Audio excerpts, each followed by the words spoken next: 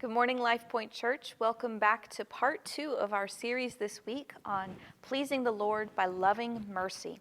Yesterday we left off with Peter's question, Lord, how many times should I show mercy to those who do wrong to me? 7 times? And Jesus said, no, 70 times 7, meaning when you get to the point that you love mercy, you stop keeping track of how many times you have forgiven the world around you. Peter's question in Matthew 18 was actually a jumping off point for Jesus to teach a parable, which I want to look at today. We're all very familiar with this story. In this story, a great king called a servant in and said, hey, you owe me some money, $3,600,000. That would be the American equivalent to the amount that was listed in the Bible as 10,000 talents. As a result, the man and his family would have all of their possessions sold, and he and his family would become slaves. This was in the rights of the king to do because the debt was so large. The debtor and his family would not continue their life as they had known it. The new norm for them would be life as slaves, and they would be established as a debtor and his wife and his children. The king would regain only a small portion of the money that he had lent to this servant by selling the debtor's possessions.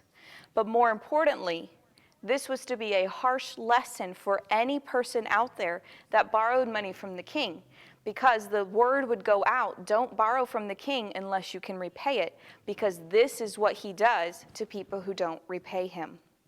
Despite this impossible situation, the servant appealed to the king, and we find that in Matthew 18, verse 26. He said, Lord, have patience with me, and I will pay thee all.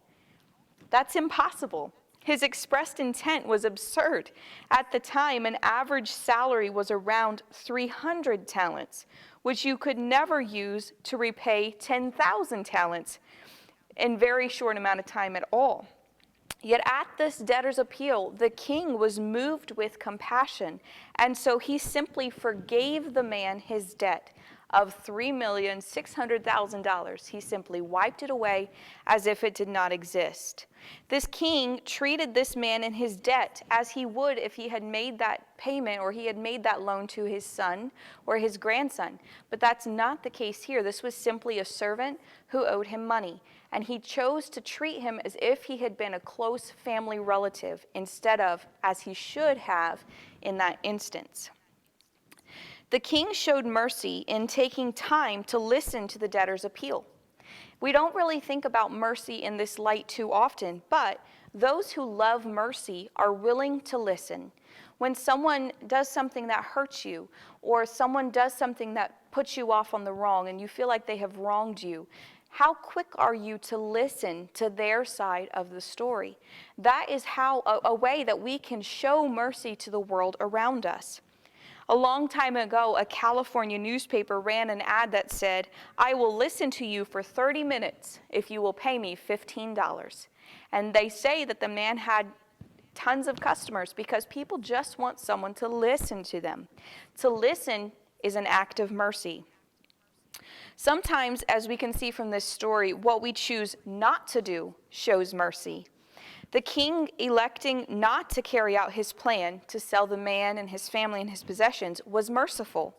The king showed mercy in not doing what he had every right to do. You see, forgiveness is an active display of mercy.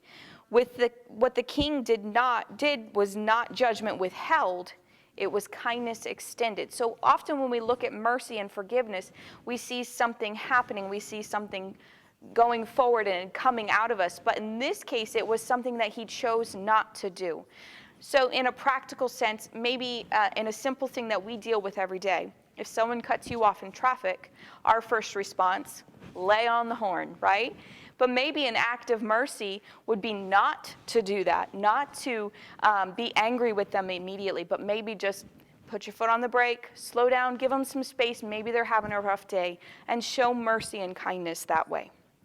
Those who love mercy and accept and adapt when there is a personal loss. So this is something else that we can learn from this story. The king's funds were gone. He had no way of recouping that very large loss.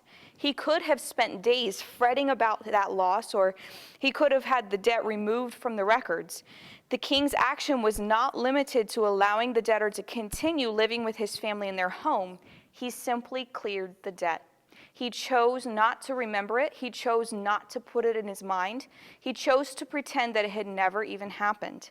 So this was something that it was a personal loss to him to show mercy to this man, and yet he chose to do it even still.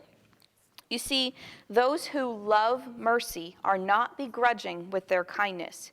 Mercy is expansive and can be expensive. The king in Jesus' parable loved mercy. Through the coming week and through the next few days as we look at this, I want you to ask yourself, do I love mercy in the same way? Am I willing to take time to listen when someone hurts me? Am I willing to not act sometimes as a show of mercy, to not drop the hammer with a punishment immediately?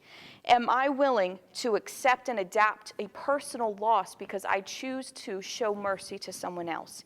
And if we can truly say, yes, I am kind to people and I love mercy, then we are doing a lot to follow after Jesus. But if we look in the mirror and we see something that needs to be changed inside of us, let's have the bravery to take it to Jesus Christ in prayer today and ask him to help us fall in love with mercy the way that he shows it to us. God bless you. I'll see you back here tomorrow for part 3.